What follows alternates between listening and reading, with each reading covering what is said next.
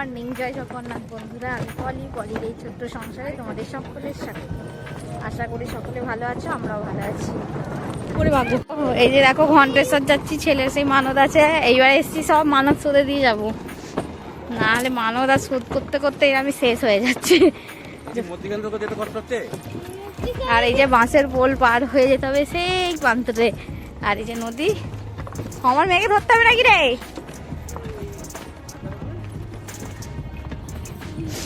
আর যাচ্ছি, বাবরে বাবরে ভয় মরে যাচ্ছি, কি ক্যামেরা করবো, এই জন্য আমার দিকে আর দেখাতে পারিনি। আমার মানে ক্যামেরার দিকে দেখতে গেলে উল্টো বাবা পড়ে যাবো কোথায়। জল নেই তো কি হবে, পড়লে তো লাগবে না। দেখো নদীতে লোকেরা জামা কাপড় কাচতে এসছে।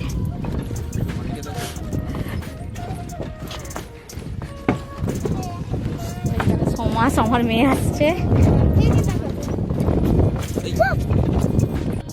দেখো বাইকগুলো আসলে ভয় বুকের পাটা খালি হয়ে যাচ্ছে আমার।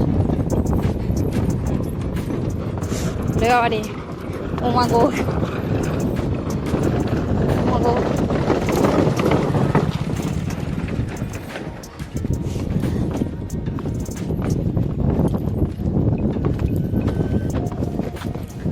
নৌকা পার হয়ে গেছিলাম, এইবারে যাচ্ছি হেঁটে হেঁটে। পোলটা হয়ে গেছে, আগেরবারে অবশ্য পোলটা হচ্ছিল।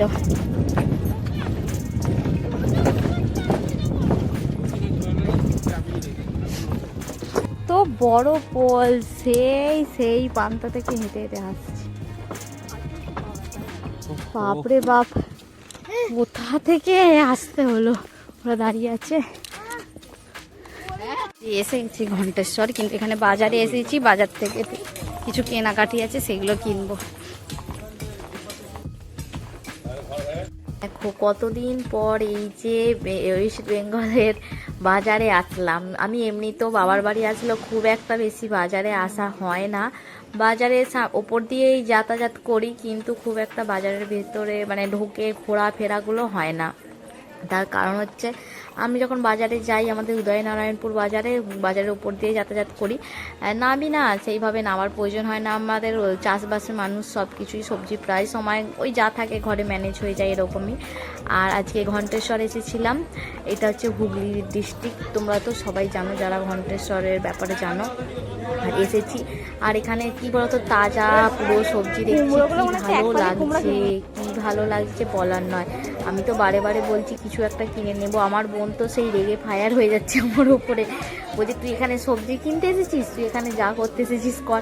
আমার নয় দেখে লোভ সামলাতে পারছি না, এরকম মনে হচ্ছে। কিন্তু ওই যা হয়, আমার এখানেও সবজি বাজারে আমি গেছি, তোমাদের সাথেও কতবার শেয়ার করেছি। কিন্তু সেইটা, এখানে সবজির ব্যাপার আলাদা, ওখানে সবজির ব্যাপার আলাদা। কী বলতো, এখানে পুরো একদম তরতাজা, আর কত রকম ভ্যারাইটি সবজি আছে যেগুলো আমাদের এখানে পাওয়াও যায় না। সেই সব ধরনেরও সবজি আছে। আমাদের এখানে কিন্তু সব ধরনের সবজি পাওয়া যায় না, তোমাদেরকে আমি দেখিয়েছি।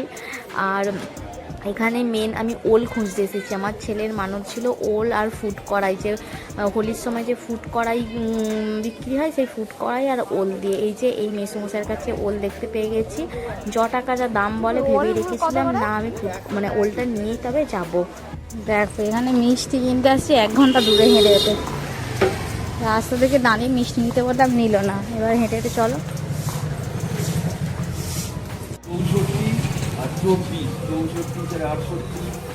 এই মোড়ে থেকে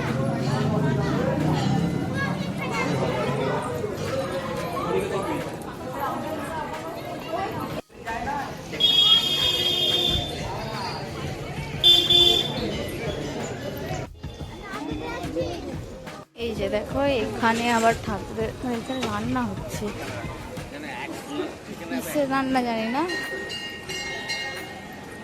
রান্না হচ্ছে। আর এই যে মন্দিরে আজকে সোমবার, তো আজকে বুদ্ধ পূর্ণিমা আছে, আজকে প্রচুর ভিড় আছে, অনেক ভিড় আছে।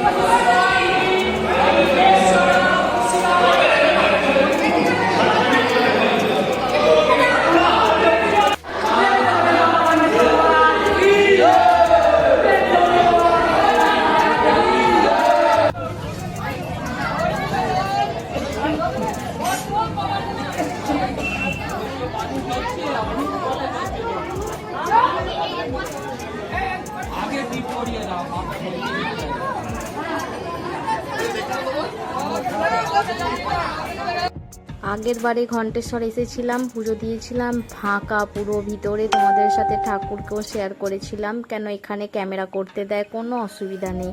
আর এখানে দক্ষিণারও কোনো ব্যাপার নেই, তুমি খুশি হয়ে যত টাকা দেবে। এখানে তুমি পুজোর মানত পুজো দিতে এসেছি, সেখানে আমাকে বলছে হায়েস্ট 51 টাকা দিতে।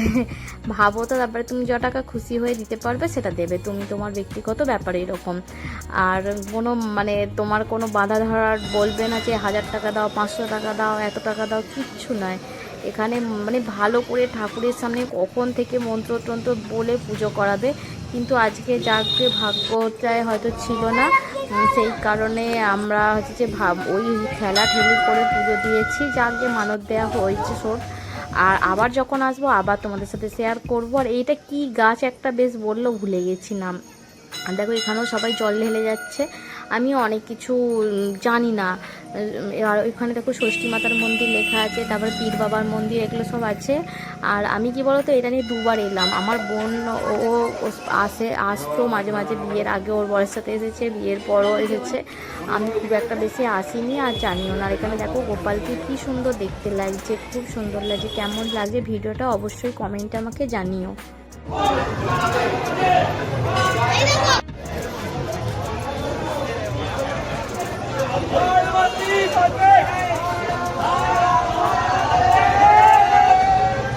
বাড়িতে এসে গেছি, পেটাই পরোটা আনা হয়েছিল, সেটাই খাওয়া হলো। চল আজকের মতো আসি, টাটা, বাই বাই।